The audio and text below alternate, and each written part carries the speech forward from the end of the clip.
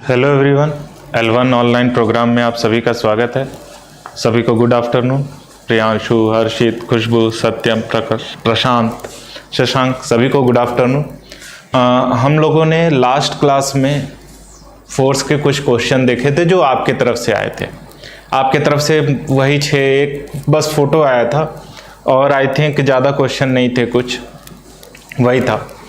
आज हम लोग डीपीपी सॉल्व करेंगे। डीपीपी या बुकलेट जो आप लोग को प्रोवाइड की जाती है अलग अलग से ई बुक में, तो उसमें एक्सरसाइज है कई सारे, उससे कुछ क्वेश्चन पूछे गए थे। तो आज 1 बाय 1 उन सबको लेके चलेंगे। ठीक है, तो स्टार्ट करते हैं। सबसे पहले है objective 6.1।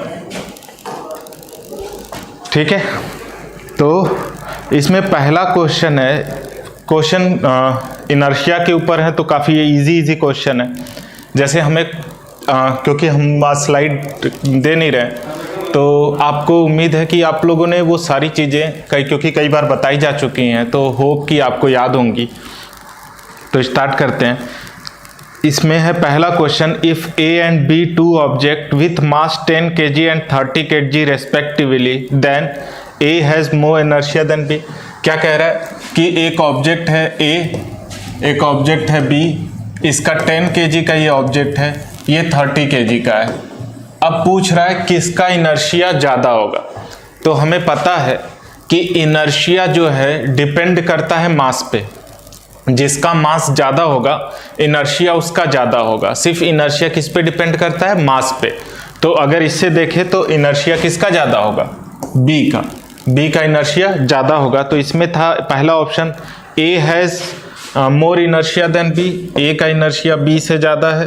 B has more inertia than A. A and B have same inertia. या चौथा है इनमें से कोई नहीं। तो आंसर क्या होगा? बी। ए बी का ए से ज़्यादा इनर्शिया होता है। ठीक है, आते हैं next. First law of motion define inertia, force, both inertia and force, neither inertia nor force. तो देखिए, न्यूटन का फर्स्ट लॉ फोर्स को डिफाइन करता है। इस बात को ध्यान रखिएगा। हमने कई बार बोला है कि न्यूटन के फर्स्ट लॉ ने किसको डिफाइन किया है? फोर्स को। एक होता है डिफाइन करना और एक होता है फॉर्मूला देना। तो कई बार बच्चे इस चीज़ में कंफ्यूज हो जाते हैं। उनको लगता है कि फोर्स को न्यूटन के सेकेंड लॉ में डिफाइन किया है, जो कि गलत है। न्यूटन के फर्स्ट लॉ में ही फोर्स को डिफाइन कर दिया गया है। न्यूटन के सेकेंड लॉ में फोर्स का फॉर्मूला दिया गया है। इस चीज़ को समझिएगा। तो न्यूटन के फर्स्ट लॉ में इनर्शिया और फोर्स दोनों को डिफाइन किया गया है। ठीक है, okay. Newton first law of motion is qualitative, quantitative, both qualitative, quantitative, neither qualitative nor quantitative. अब इसे समझते हैं कि ये क्वालिटेटिव और क्वांटिटेटिव क्या है। तो क्वालिटेटिव मतलब कि आपको उसकी डेफिनेशन दिया जाए। क्वालिटी मतलब डिफाइन करना। ठीक है, तो अगर ये बोला जा रहा है कि न्यूटन के फर्स्ट लॉ में क्वालिटेटिव है कि क्वांटिटेटिव, तो आप कहेंगे क्वालिटेटिव, क्योंकि उसमें हमने न्यूटन के फर्स्ट लॉ में फोर्स को डिफाइन किया है सिर्फ, और कुछ नहीं किया है। तो जो ये है, ये फॉर्म जो डेफिनेशन दे रहा है, ये क्वालिटी बता रहा है बेसिकली। तो क्या हो जाएगा? क्वालिटेटिव। ठीक है, और उम्मीद है कि आप लोगों ने इसे एक बार अटेम्प्ट कर लिया होगा। मैंने कई बार से कहते आ रहा हूँ लास्ट के क्लासेस से कि हम लोग अब यही करेंगे, इसके बाद हमें एनसीईआरटी और एससी वर्मा भी करना है। तो प्लीज़ सारे अटेम्प्ट कर लीजिएगा, ताकि मैं बताते रहूँ तो ऐसा ना हो कि सर अभी मैंने अटेम्प्ट ही नहीं किया। इसे अटेम्प्ट नहीं किए रहेंगे तो मज़ेदार नहीं लगेगा। तो इसमें क्या हो जाएगा? न्यूटन के फर्स्ट लॉ क्वालिटेटिव, न्यूटन का सेकंड लॉ क्वांटिटेटिव हो जाएगा, क्योंकि उसमें उन्होंने फॉर्मूला दिया हुआ है। Fourth question, inertia depend upon acceleration of a body, velocity, shape या मास। तो आंसर क्या होगा? Mass of the body. ना उसके एक्सीलरेशन, वेलोसिटी और शेप पे डिपेंड नहीं करता। Question number 5, which of the following has higher inertia, highest inertia, sorry. तो अब आपके पास 4 ऑप्शन है, पिन है, पॉट है, फिजिक्स का बुक है और योर बॉडी। इन चारों में सबसे ज्यादा इनर्शिया किसका होगा? सही है, डी ऑप्शन, जिसका आपके बॉडी का इनर्शिया ज़्यादा होगा, क्योंकि सबसे ज़्यादा वेट उसी का होगा, ना कि आपका पिन या पॉट या फिजिक्स का बुक। ठीक है। Question number 6, when a bus start suddenly the passenger standing on it lean backward in the bus. This is an example of Newton first law, Newton second law, Newton third law, none of these. तो क्या होगा कि जैसे ही आप एकाएक बस start होती है तो क्या होता है, आपका बॉडी पीछे की तरफ लीन करता है, पीछे की तरफ जाता है।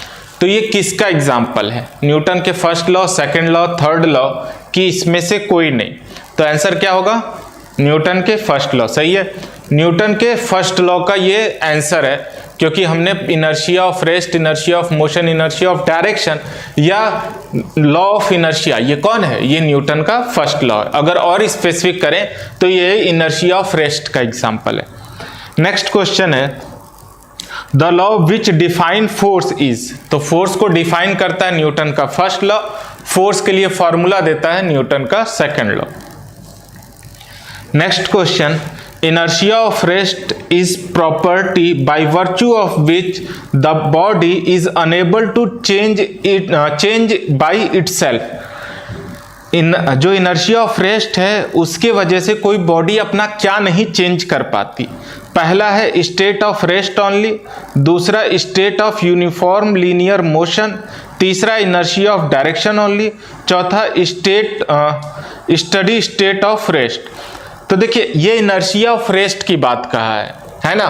इनर्शिया ऑफ रेस्ट मतलब वो अपना बॉडी रेस्ट में है तो रेस्ट में रखना चाहती है, वो मोशन में नहीं आना चाहती। इनर्शिया ऑफ मोशन होता तो वो मोशन में रहना चाहती, रेस्ट में नहीं आती। इनर्शिया ऑफ डायरेक्शन होता तो वो डायरेक्शन नहीं चेंज करना चाहती। तो क्योंकि ये इनर्शिया ऑफ रेस्ट का एग्जाम्पल है तो ये अपना रेस्ट में रहना चाहेगी, वो अपना स्टेट चेंज नहीं करना चाहेगी रेस्ट से। ठीक है, ओके। नेक्स्ट है, an iron ball and aluminium ball have same mass. ठीक है, दो बॉल हैं, आयरन और एल्युमिनियम, किसका ज्यादा इनर्शिया होगा? आयरन का कि एल्युमिनियम का कि दोनों सेम होंगे? ये क्वेश्चन है कि इनमें से कोई नहीं। फर्स्ट आयरन, दूसरा एल्युमिनियम, तीसरा यानी सी ऑप्शन सेम दोनों का, और चौथा इनमें से कोई नहीं।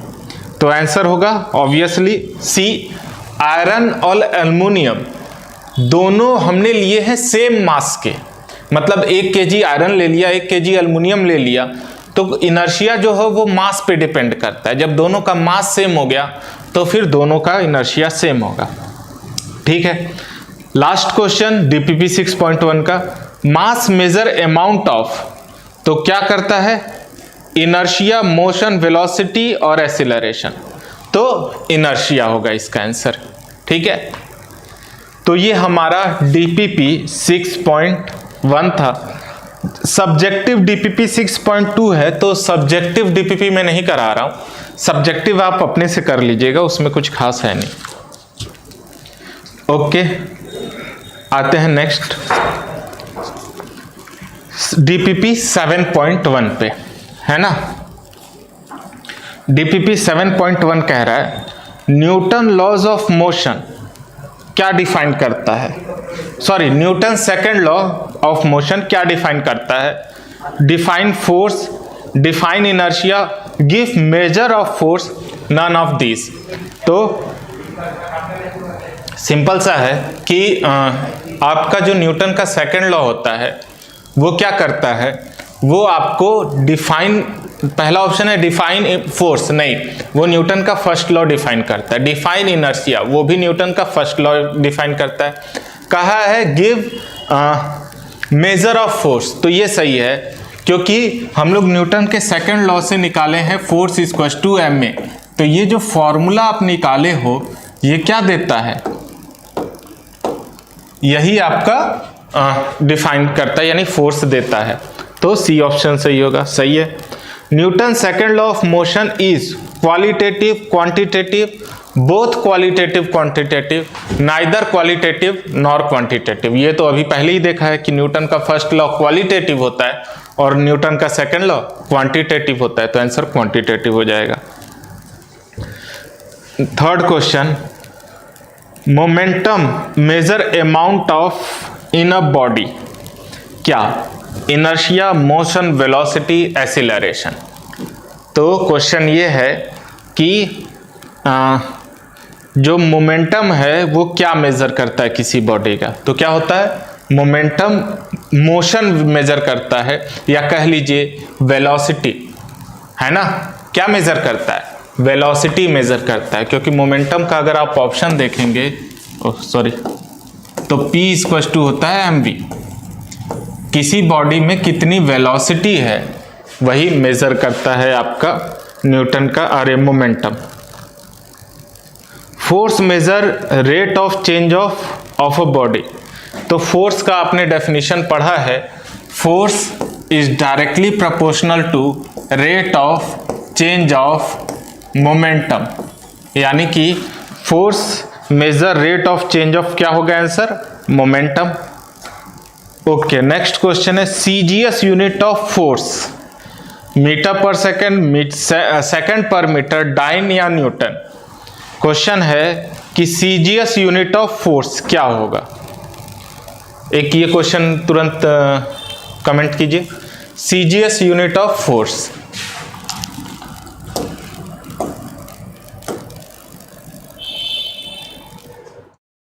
क्या होगा? ठीक है, इसमें पहला ऑप्शन है metre per second. Metre per second किसका ऐसा यूनिट होता है?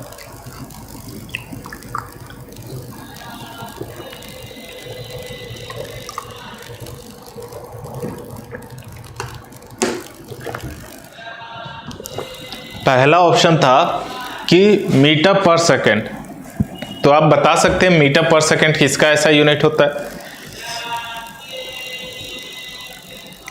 आंसर सही है। बाकी प्रियांशु, हर्षित सबका कि हाँ, जो सीजीएस यूनिट होता है वो डाइन होता है। संजीव आपका भी सही है, बाकी लोग काफी लोगों ने किया है। तो सीजीएस यूनिट फोर्स का डाइन होता है, और जो मीटर पर सेकंड होता है वो वेलोसिटी का ऐसा यूनिट होता है, और स्पीड का भी। ठीक है, तो पहला था मीटर पर सेकंड, तो मीटर पर सेकंड किसका होगा? स्पीड या वेलोसिटी का यूनिट होगा। सेकंड ऑप्शन था सेकंड पर मीटर, तो ये कोई यूनिट नहीं है अभी। थर्ड हमारा था डाइन, तो डाइन आपका सही आंसर है। डाइन आपका सीजीएस यूनिट है, और ऐसा यूनिट आपका फोर्स का होता है आपका न्यूटन, है ना। सिक्स्थ क्वेश्चन है मोमेंटम है same unit as impulse, torque, moment of force और कपल। तो इसे देखते हैं। क्वेश्चन ये है कि जो मोमेंटम है उस सेम यूनिट होता है किसके थ्रू? तो मोमेंटम इंपल्स दोनों का सेम यूनिट होता है ना। इंपल्स हो गया आंसर। क्यों? क्योंकि याद होगा इंपल्स इक्वल टू क्या होता है? Force into time. तो अगर फोर्स को देखें तो फोर्स इक्वल टू क्या होता है? Mass into acceleration into time. Mass, acceleration क्या होता है? v minus u divided by t multiplied by t. T से टी कैंसिल, ये क्या हो जाएगा? mv minus mu। सही है। mv क्या होता है? Final momentum. mu initial momentum. ये क्या हो जाएगा? Final momentum minus initial momentum, है ना, यानी चेंज इन मोमेंटम। यानी इंपल्स और मोमेंटम दोनों का ही ऐसा यूनिट क्या होगा? सेम होगा। ठीक है, सही है आंसर। काफी लोगों ने किया है सही। Question number 7, when force of 1 Newton act on a mass of 1 kg which is able to move freely, the object move with an speed of 1 meter per second, speed of 1 kilometer per second, acceleration of 10 meter per second, acceleration of 1 meter per second square। तो question क्या है? Question ये दिया है कि जो हमने force दिया है, फोर्स आपका 1 न्यूटन है और मास जो है वो 1 kg है। तो एक्सेलरेशन की वैल्यू आपको निकालनी है। इससे इजी क्या होगा, फोर्स इक्वल्स टू आपको पता है कि मास इनटू एक्सेलरेशन होता है, तो अगर 1 रख देंगे तो एक्सेलरेशन की वैल्यू क्या आ जाएगी, 1 metre per second square. Next question number 8, the net force acting on a body of mass 1 kg moving with uniform velocity of 5 metre per second is. Okay, ये मेरे को सॉल्व कीजिए, मैं बता रहा हूं क्वेश्चन क्या है। क्वेश्चन नंबर 8 है, a net force acting on a body, force कितना लग रहा है ये निकालना है। मास दिया है 1 kg और इसका यूनिफॉर्म वेलोसिटी जो है वो है 5 मीटर पर सेकेंड। आसान सा क्वेश्चन है, तुरंत कमेंट कीजिए।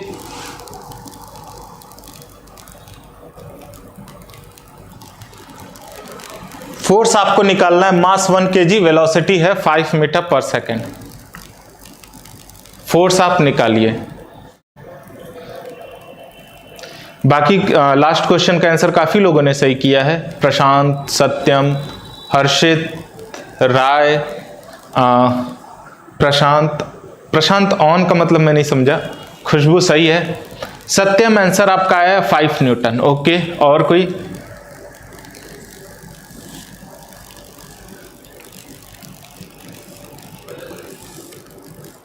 और जल्दी से कमेंट कीजिए।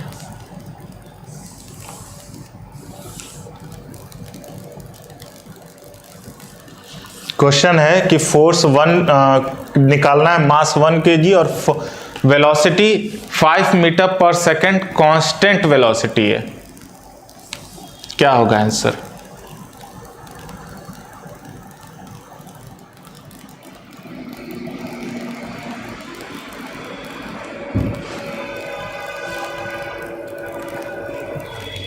जल्दी से। प्रशांत 0,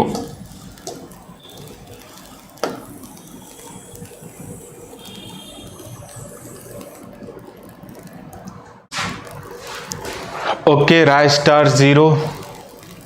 ठीक है, तो आंसर 0 होगा। क्यों? क्योंकि जो आपकी वेलोसिटी है वो क्या है, वेलोसिटी हमारा कांस्टेंट है। अगर वेलोसिटी हमारा कांस्टेंट है तो एक्सीलरेशन की वैल्यू 0 हो जाएगी, क्योंकि वेलोसिटी में कोई चेंज नहीं है तो एक्सीलरेशन 0। अगर एक्सीलरेशन 0 तो force equals to mass into acceleration, acceleration की जगह 0 रख दीजिए, फोर्स की वैल्यू आपकी 0 आ जाएगी। ठीक है, तो ये हो गया। Question number 9, a body of mass 20 kg move with acceleration 2 metre per second square, the rate of change of momentum ऐसा यूनिट इज। ठीक है, आपको दिया है मास आपका 20 kg है और acceleration 2 metre per second square है। आपको निकालना है rate of the rate of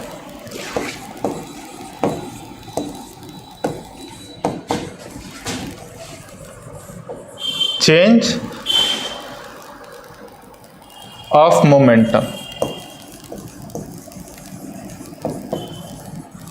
कितना होगा। क्वेश्चन है कि आपका मास है 20 kg और एक्सीलरेशन है 2 मीटर पर सेकेंड स्क्वायर। आपको निकालना है the rate of change of momentum, कितना होगा, आ चुका है 40। Rate of change of momentum basically force है और force equal to mass into acceleration, तो कितना हो जाएगा 20 इंटू 2, ये हो जाएगा 40 और ऐसा यूनिट न्यूटन। ठीक है, तो 40 न्यूटन सही है। नेक्स्ट क्वेश्चन है, अ body of mass m strike against a velocity v rebound with the same velocity. Okay, ये क्वेश्चन बहुत इंटरेस्टिंग है, ये क्वेश्चन आप लोग अपने से कीजिए। कई लोगों ये एक वॉल है, एक ऑब्जेक्ट है जिसका मास m है, उसे v वेलोसिटी से फेंका जाता है और वो वॉल से लड़ के v वेलोसिटी से वापस आता है।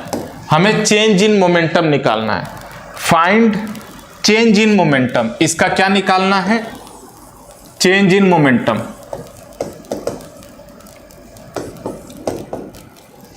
सॉल्व कीजिए। चेंज इन मोमेंटम कितना होगा इसका?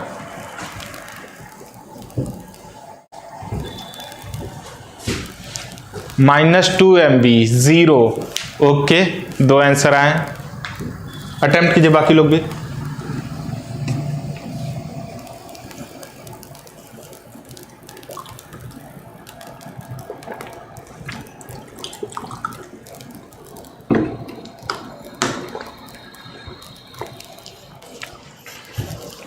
आंसर तो ओके, -2 MV और 0 आए हैं। तो देखिए इसे सॉल्व करते हैं। आपको जब भी मोमेंटम की बात की जाए, फोर्स की बात की जाए, वेलोसिटी की बात की जाए, एक्सेलरेशन की बात की जाए या कोई भी वेक्टर क्वांटिटी की बात की जाए, आपको डायरेक्शन का ध्यान रखना सबसे इंपॉर्टेंट है, नहीं तो क्वेश्चन गलत होना तय है। पहले भी कहा मैंने, ठीक है। तो इस क्वेश्चन में भी अगर आप 0 आंसर ला रहे हो सत्यम, तो आंसर आपने फिर डायरेक्शन का ध्यान नहीं दिया है। तो क्या है, हमें पहले किसी एक डायरेक्शन को पॉजिटिव मानना होगा।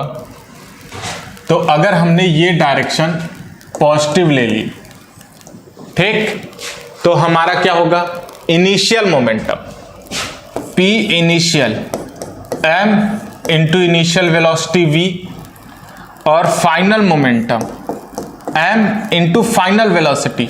अगर ये डायरेक्शन पॉजिटिव है तो ये भी पॉजिटिव, अगर ये पॉजिटिव है तो ये भी क्या हो जाएगा, नेगेटिव, तो M इंटू -V हो जाएगा।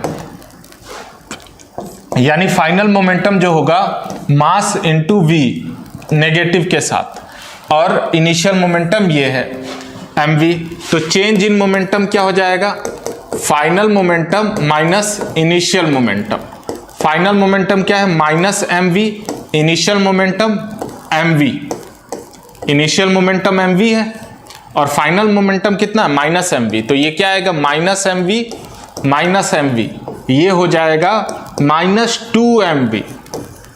यानी चेंज इन मोमेंटम में आपका चेंज कितना आ रहा है, -2mv का। हो सकता है किसी ने ये डायरेक्शन पॉजिटिव ले लिया, अगर ये डायरेक्शन पॉजिटिव ले लोगे तो ये वैल्यू फाइनल पॉजिटिव हो जाएगा और इनिशियल नेगेटिव। मतलब मैं क्या कह रहा हूं,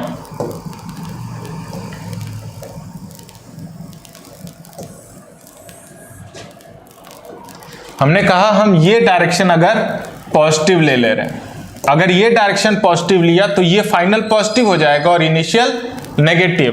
तो P फाइनल हो जाएगा mv और P इनिशियल हो जाएगा -mv। तो चेंज इन जो मोमेंटम आएगा वो आएगा 2mv।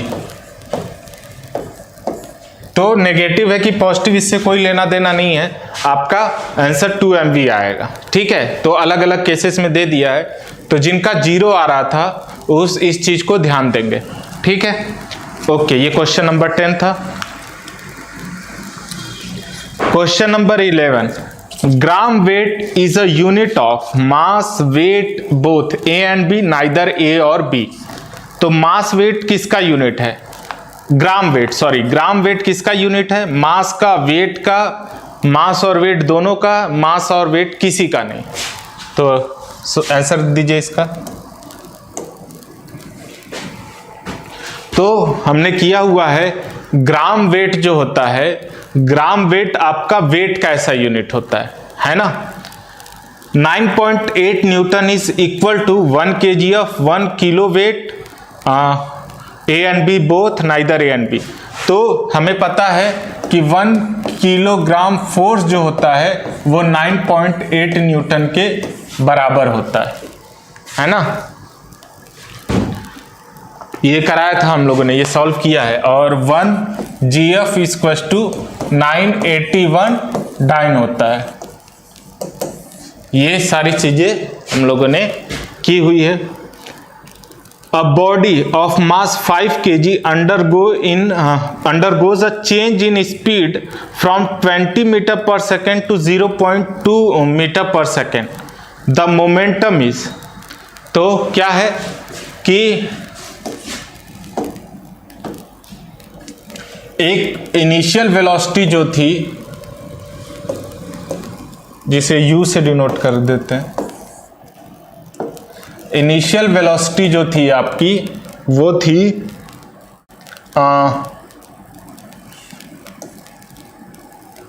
20 मीटर पर सेकेंड, और जो फाइनल मोमेंट वेलोसिटी है वो है 0.2 मीटर पर सेकेंड, और जो मास है वो आपका है 5 kg। तो ऑप्शन जो है मोमेंटम जो है वो इंक्रीज करेगा 99 kg मीटर पर सेकेंड से, मोमेंटम। बी ऑप्शन है मोमेंटम डिक्रीज करेगा 99 kg मीटर पर सेकेंड से, इंक्रीज करेगा 101 और डिक्रीज करेगा। सी है मोमेंटम इंक्रीज किया है 101 से, और डी है मोमेंटम डिक्रीज किया है 101 से। तो ये आपका ऑप्शन है, तो डिक्रीज। ठीक है, तो मोमेंटम, चेंज इन मोमेंटम देख लेते हैं हम लोग। तो चेंज इन मोमेंटम देखेंगे, final momentum minus initial momentum. Final momentum में क्या है, फाइनल वेलोसिटी यानी mass into final velocity 5 into 0.2 minus mass into initial velocity 5 into 20, 5 into 20। तो ये क्या हो जाएगा, ये 1 आ जाएगा, माइनस ये 100 आ जाएगा, यानी माइनस 99, और ऐसा unit kg metre per second, यानी कि माइनस है, यानी कि मोमेंटम आपका डिक्रीज कर रहा है कितना, 99 से। ठीक है,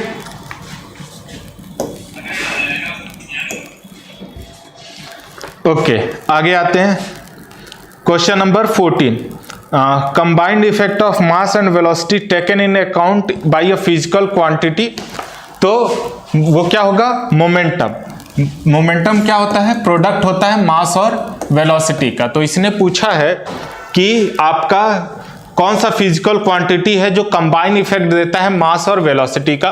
तो इसका आंसर हो जाएगा मोमेंटम। टॉर्क और मोमेंट ऑफ फोर्स नहीं, जो मोमेंट ऑफ फोर्स बोल रहा है वो बेसिकली इंपल्स के लिए बोल रहा है, शॉर्ट ड्यूरेशन में लगने वाला फोर्स। ठीक है, तो इंपल्स आपका फोर्स इनटू टाइम होता है, टॉर्क होता है वो अलग चीज हो, force into distance between them होता है। टॉर्क ये आया है तो मैं एक बार बता दे रहा हूं कि टॉर्क क्या होता है। जैसे टॉर्क रोटेट कराने में हेल्प करता है, तो जैसे कि ये आपका ये है, अगर ये कुछ ऐसे है, अगर मैंने इस पे इधर से भी फोर्स लगाया, इधर से भी फोर्स लगाया बराबर, तो ये क्या करेगा, इसे रोटेट कर देगा। तो ये जो रोटेटिंग फोर्स होता है इसे टॉर्क कहते हैं, है ना। दो एंड पे इक्वल एंड अपोजिट फोर्सेस लगते हैं, ठीक। तो वो टॉर्क जो होता है force into distance between them होता है। तो टॉर्क ये समझ लीजिए, मतलब ये है, तो इधर से F फोर्स लग रहा है और इधर से F फोर्स लग रहा है, तो ये क्या करेगा, इस अपने इस एक्सिस के अराउंड ये रोटेट कर जाएगा। ठीक है, तो इसे हम टॉर्क कहते हैं। टॉर्क होता है force into distance between them, कि इन दोनों के फोर्स के बीच का ये जो परपेंडिकुलर डिस्टेंस है वो कितना है, इस फोर्स से मल्टीप्लाई कीजिए तब टॉर्क आएगा। ठीक है, तो ये होता है, तो इसका आंसर मोमेंटम हो जाएगा। सही है, आगे बाकी इंपल्स का आपको पता है, मोमेंट ऑफ फोर्स इंपल्स जो होता है वो क्या होता है, फोर्स इनटू टाइम। यहाँ पे वेलोसिटी इनटू मास का पूछा है तो ये होगा। How many dyne equal to 1 newton. तो आपको पता है 1 न्यूटन इक्वल टू 10⁵ डाइन। और नेक्स्ट है चूज करेक्ट रिलेशनशिप। अब इसमें करेक्ट क्या है, ये आसान सा क्वेश्चन, इसमें कुछ नहीं है। पहला है A equal to force by mass, B A into F equal to M, C option है M equal to F into A, और D ऑप्शन है नन ऑफ दिस। तो आंसर क्या होगा, A ये होगा, क्योंकि हमें पता है force equal to mass into acceleration. तो एक्सीलरेशन इक्वल टू क्या हो जाएगा, ये मास इधर चला जाएगा, फोर्स बाई मास। तो इसका फर्स्ट आंसर होगा। तो ठीक है, प्रश्न सही है। तो यहाँ पे भी यहाँ पे आपका 7.1 जो था पोर्शन वो खत्म होता है। सही है, सत्यम, प्रकाश, हर्षित सबका सही है। आते हैं नेक्स्ट।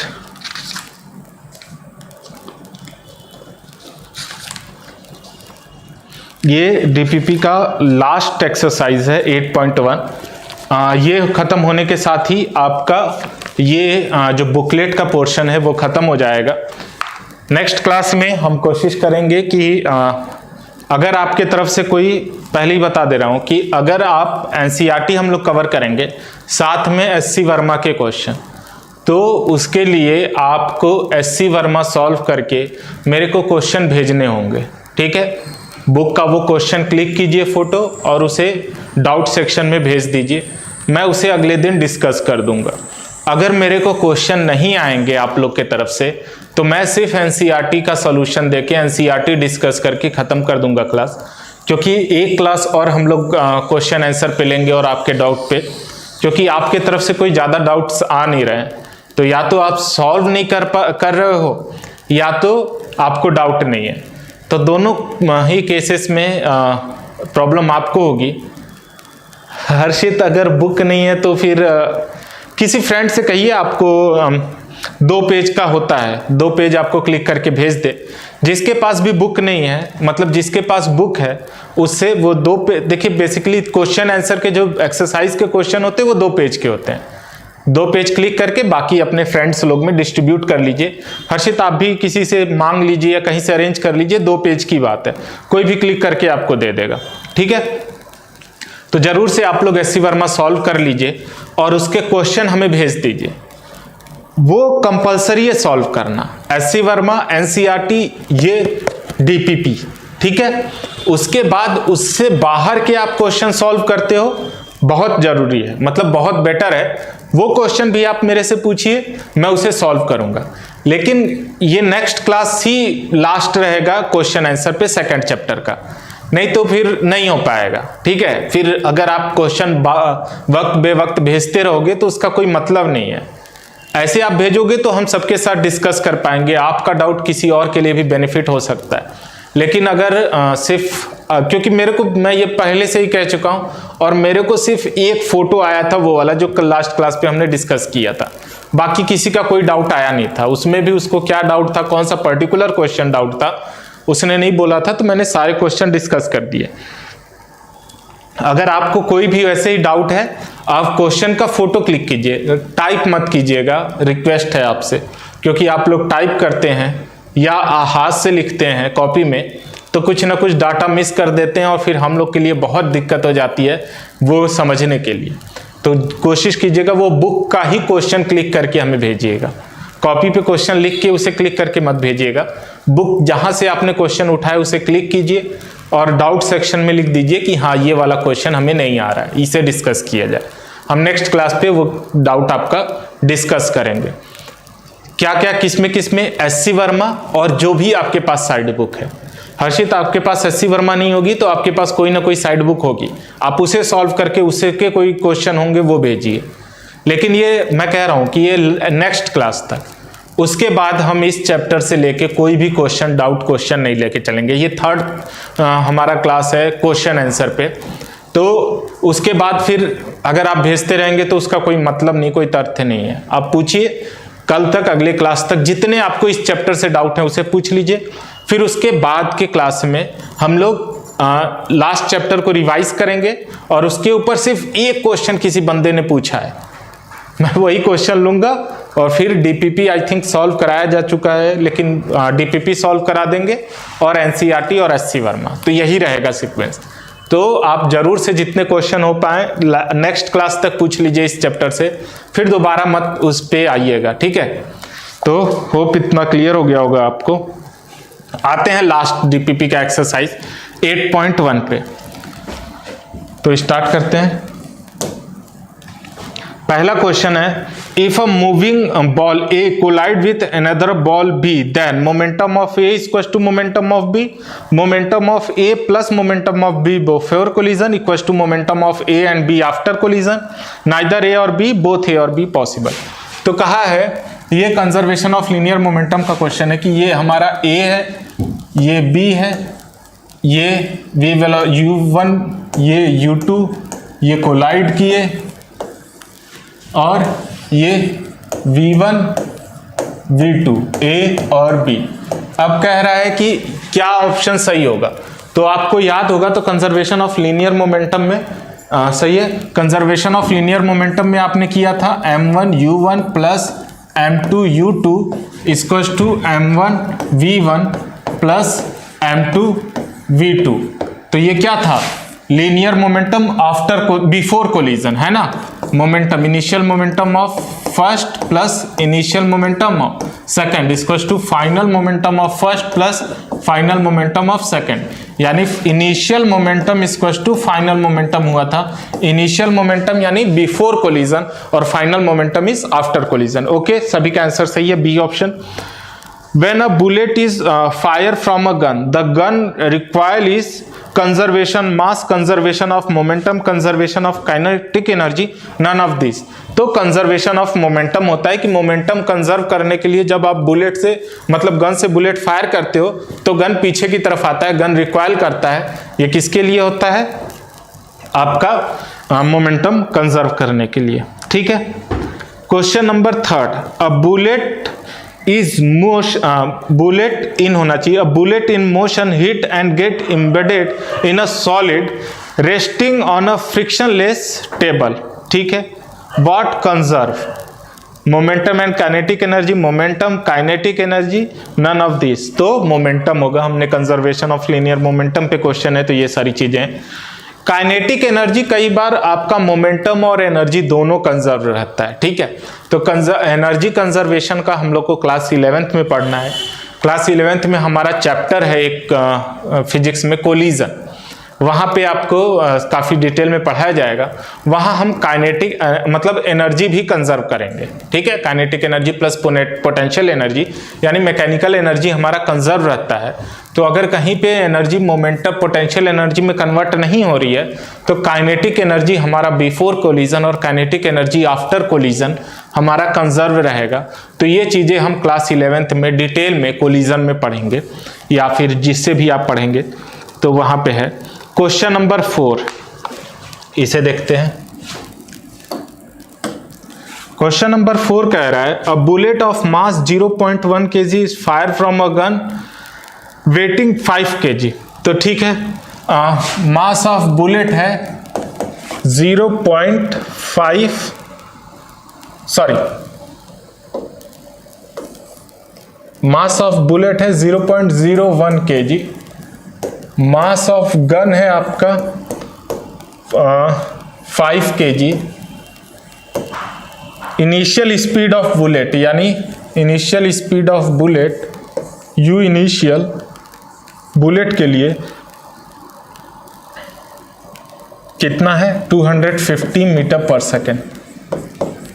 ये 5 है, 250। तो velocity of gun, required velocity of gun क्या होगा? सॉल्व कीजिए। इसमें रिक्वायर्ड वेलोसिटी ऑफ गन पूछा है तो इसे सॉल्व कीजिए, देखिए कितना आ रहा है।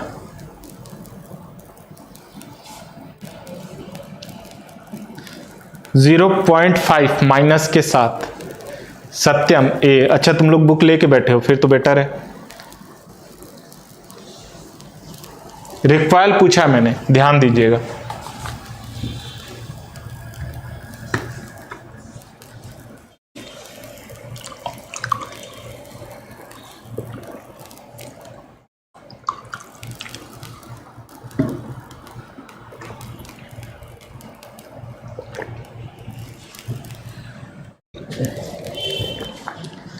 ओके, माइनस और ये और माइनस। ठीक है, सॉल्व करते हैं इसे। तो हमें पता है कि इसे क्वेश्चन के लिए फॉर्मूला तो हमारे पास है ही कि velocity of gun equals to minus mass of gun और sorry bullet into velocity of bullet divided by mass of gun, है ना। ये कहाँ से आता है? कंजर्वेशन ऑफ लीनियर मोमेंटम से। कैसे? Mass of gun into velocity of gun plus mass of bullet into velocity of bullet equal to 0, क्योंकि इनिशियल वेलोसिटी दोनों का 0 रहता है। अब यहाँ ध्यान दीजिए, इसने कहा है कि initially speed of bullet is 250 metre per second. तो इसमें यह नहीं कि आप इनिशियल वेलोसिटी 0 नहीं लेंगे। ठीक है, हम जब भी निकालते हैं कोलिजन के पहले और कोलिजन के बाद, यानी फायर से पहले और फायर के बाद क्या कंडीशन है, तो फायर करने के बाद जो उसकी इनिशियल वेलोसिटी बुलेट की है वो 250 है। शुरू में वो किस में था, रेस्ट में, है ना। तो डेफिनेट यही था, यहां से आप ये फॉर्मूला निकालते हो। तो अगर वेलोसिटी ऑफ गन की बात करें तो माइनस मास ऑफ बुलेट कितना है 0.01 into velocity of bullet 250 divided by mass of gun 5, ये आ जाएगा 5 5 जा 25 50, इसे मल्टीप्लाई करेंगे तो ये आएगा आपका 0 माइनस के साथ 0.5, है ना, यही आएगा। ठीक, अब क्या है, इसका माइनस जितने लोगों ने लगाया है यहां पे गलत हो जाएगा। ठीक है, माइनस हम तब लगाते हैं जब हमसे वेलोसिटी ऑफ गन पूछा जाता है। यहां पे पूछा गया है calculate speed with which the gun requires, gun requires बोला है, यानी कि उसने ऑलरेडी बोल दिया है गन पीछे की तरफ जा रहा है, कितनी स्पीड से जा रहा होगा। तो यही खास बात है, जितने भी लोगों ने माइनस लगाया है गलत हो जाएगा। यहां आंसर आएगी वेलोसिटी ऑफ गन जो होगा ये होगा 0.5 मीटर पर सेकेंड। इसमें आंसर ही नहीं दिया है। ठीक है, तो जितने भी लोगों ने माइनस लिखा है ना, माइनस गलत होगा। ठीक है, प्लस होगा। माइनस क्यों नहीं होगा इस चीज को समझिएगा, क्योंकि इस गन में ऑलरेडी लिखा है कि गन रिक्वायर्स स्पीड, और स्पीड पूछा है तो आपको यह भी समझना चाहिए कि स्पीड नेगेटिव हो ही नहीं सकता, वेलोसिटी नेगेटिव होता है। तो इसने दो हिंट दिए हैं कि पहला कैलकुलेट द स्पीड, तो जो जितने लोगों ने आपने माइनस लगाया है सब इस चीज को ध्यान दीजिए। और गन रिक्वायर बोला है, यानी गन पीछे की तरफ ऑलरेडी आ रहा है, अगर वेलोसिटी भी बोलता तो वो पॉजिटिव होता। ठीक है, तो हाँ, खुशबू का आंसर सिर्फ सही है 0.5 मीटर पर सेकेंड। आगे बढ़ते हैं, क्वेश्चन नंबर 5। क्वेश्चन नंबर 5 है force of action and reaction are equal and opposite, equal and same in direction, equal and opposite in direction, unequal and same in direction, unequal and opposite. तो आपको पता है कि जो action reaction pair होता है वो इक्वल होता है और अपोजिट इन डायरेक्शन होता है। तो आंसर होगा equal and opposite in direction, option number B. Question number 6, force of action and reaction act, ध्यान दीजिएगा, फोर्स ऑफ एक्शन और रिएक्शन एक्ट करता है one after another on same body. Same body पे, मतलब ये हमने ए और बी ले लिया, तो पहला ऑप्शन है कि सेम बॉडी पे एक्ट करेगा और एक के बाद दूसरा लगेगा, पहले एक्शन फिर रिएक्शन। दूसरा ऑप्शन है साइमल्टेनियसली ऑन सेम ऑब्जेक्ट। दूसरा ऑप्शन है कि एक साथ लगेगा और सेम ऑब्जेक्ट पे लगेगा। ठीक, तीसरा ऑप्शन है one and after other different body, कि एक दूसरे पे लगेगा अलग अलग और पहले ए पे लगेगा बाद में बी पे लगेगा। चौथा ऑप्शन है साइमल्टेनियसली ऑन डिफरेंट बॉडी, कि डिफरेंट बॉडी पे लगेगा लेकिन एक साथ लगेगा। तो आंसर क्या होगा, साइमल्टेनियसली नहीं, बी ऑप्शन नहीं होगा कि साइमल्टेनियस सेम बॉडी पे नहीं। एक्शन रिएक्शन दो अलग अलग बॉडी पे लगते हैं, दो बॉडी होना चाहिए। ऐसा थोड़ी ना कि मैं हाथ ले लिया और इसी पे एक्शन और रिएक्शन दोनों हो जाएगा, है ना। ताली बजाते हैं तो इस पे एक्शन होगा, इस पे रिएक्शन होगा, है ना। एक्शन रिएक्शन दो बॉडी होनी चाहिए और एक साथ लगेगा, है ना। और क्या होगा, साइमल्टेनियसली, तुरंत लगेगा। ठीक है, okay. Question number 7, a man standing on a boat in a still water, he walks toward the shore of the boat, the boat will be, ठीक है, एक बोट है और ये शोर लाइन है। ठीक है, अब बंदा क्या कर रहा है, इस बोट पे खड़ा है, ये बोट के से शोर लाइन की तरफ जाने लगा। तो पूछा जा रहा है बोट किधर जाएगा, तो बोट किधर जाएगा, शोर लाइन से अवे जाएगा। बोट किधर जाएगा, शोर लाइन से अवे जाएगा, इधर जाना स्टार्ट कर देगा, है ना। क्योंकि आप फोर्स लगाओगे, फोर्स लगा के आगे की तरफ बढ़ोगे, मोमेंटम कंजर्व करने के लिए ये किधर जाने लगेगा, पीछे की तरफ। तो इजी सा है, ओके। तो move away from the shore, सही है A option. Question number 8, in action and direction were act on the same body, the resultant would be 0, the body would be not be move at all, A and B both correct, neither A and nor B correct. बोला जा रहा है action and reaction दोनों same body पे लग रहा है, direction नहीं, मिसप्रिंट हो गया है क्वेश्चन नंबर 8 में, एक्शन एंड डायरेक्शन बोला है, नहीं एक्शन एंड रिएक्शन है कि एक्शन रिएक्शन दोनों सेम बॉडी पे लग रहा है, तो वो क्या होगा, तो उस पे रिजल्टेंट फोर्स 0 होगा, ठीक है। Would not be move at all, अगर वो ऑलरेडी मोशन में रहेगा तो मूव कर सकता है, ठीक है। क्या है नेक्स्ट क्वेश्चन जो है आपका वो ये है कि अगर एक ऑब्जेक्ट है इसी पे एक्शन और रिएक्शन लग रहा है तो क्या होगा, action and reaction equal and opposite forces होते हैं, तो इधर एक्शन लग रहा है इधर रिएक्शन लग रहा है, दोनों का डायरेक्शन अपोजिट हो गया, रिजल्टेंट फोर्स क्या हो जाएगा, 0 आ जाएगा, एफ रिजल्टेंट क्या आ जाएगा, 0 आ जाएगा। ये तो पहला ऑप्शन है। दूसरा कह रहा है the body would not move at all, अगर बॉडी पहले से मोशन में रहा तो मूव करेगा, अगर रेस्ट में है तो रेस्ट में रहेगा, यूनिफॉर्म मोशन में है तो मूव कर जाएगा, तो ए ऑप्शन सही होना चाहिए, ठीक है, हाँ ठीक है। ओके नेक्स्ट क्वेश्चन है क्वेश्चन नंबर 9, ये तो एक एग्जांपल लिया गया है कि एक स्प्रिंग है,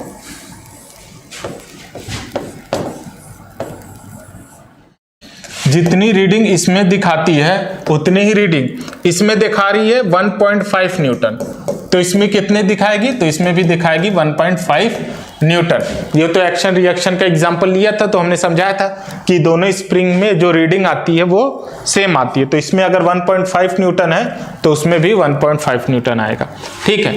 Newton used quantity of motion for, motion के लिए न्यूटन ने मोमेंटम का यूज किया था।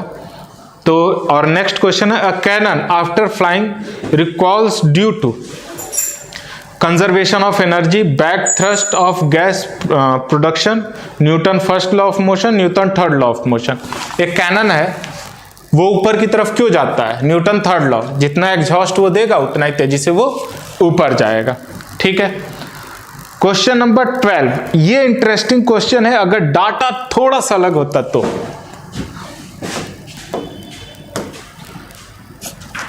ये क्वेश्चन ये है कि एक दीपावली का रॉकेट है जो कि इजेक्ट कर रहा है 0.05 kg gas per second at a velocity of 4 metre per second, कि अगर इसका सॉल्व कीजिएगा कि ये 400 मीटर पर सेकेंड से गैस इजेक्ट कर रहा है, ठीक है, वेलोसिटी है ये, और जो मास कितना इजेक्ट कर रहा है 0.05 kg का।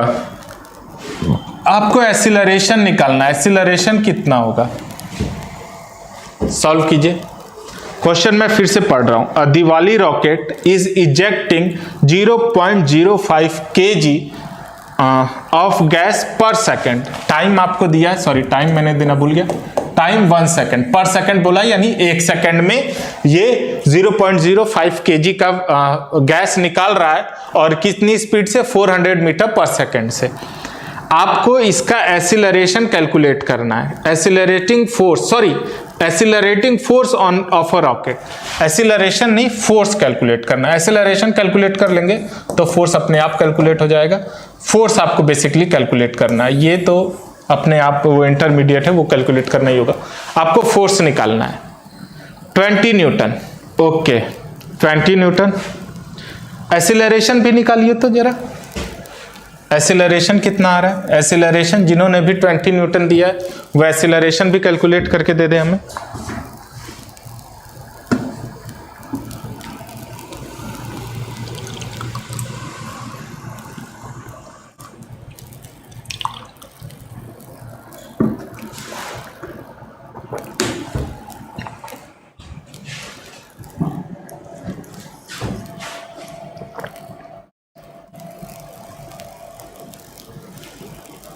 प्रशांत और हर्षित, आप लोगों ने आंसर लिखा है तो एक्सीलरेशन निकाला ही होगा, एक्सीलरेशन भी मेरे को बताइए कितना है। ताकि मेरे को लगे आप लोग आंसर छाप के नहीं बता दे रहे हो। आंसर दिया रहता है बुकलेट का, तो इसलिए आंसर आप लोग एक्सीलरेशन भी बताइए। प्रशांत और हर्षित, आप लोग का एक्सीलरेशन की वैल्यू कितनी आ रही है, नहीं तो फिर यही माना जाएगा कि आंसर छाप के दे दिया तुमने, और इतना टाइम नहीं लगना चाहिए अगर तुम लोगों ने सॉल्व किया था तो। 400 एक्सीलरेशन का ऐसा यूनिट न्यूटन कब से होने लगा हर्षित? मीटर पर सेकंड स्क्वायर होगा।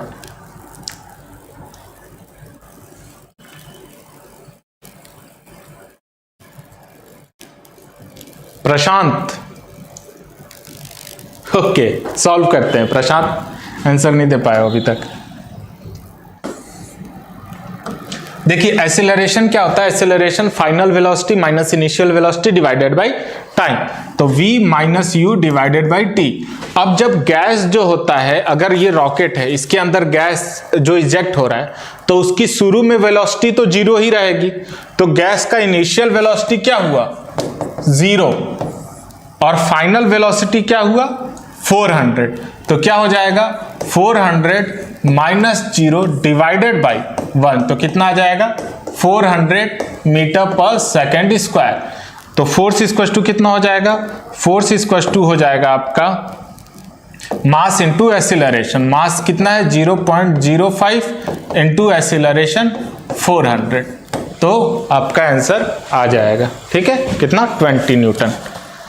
तो ये हो जाएगा, आंसर होगा 20 Newton. Next 13 question, of force of action and reaction have dash magnitude but dash direction. तो क्या होगा? Same magnitude but opposite in direction. तो आंसर होगा same magnitude opposite in direction, action reaction का।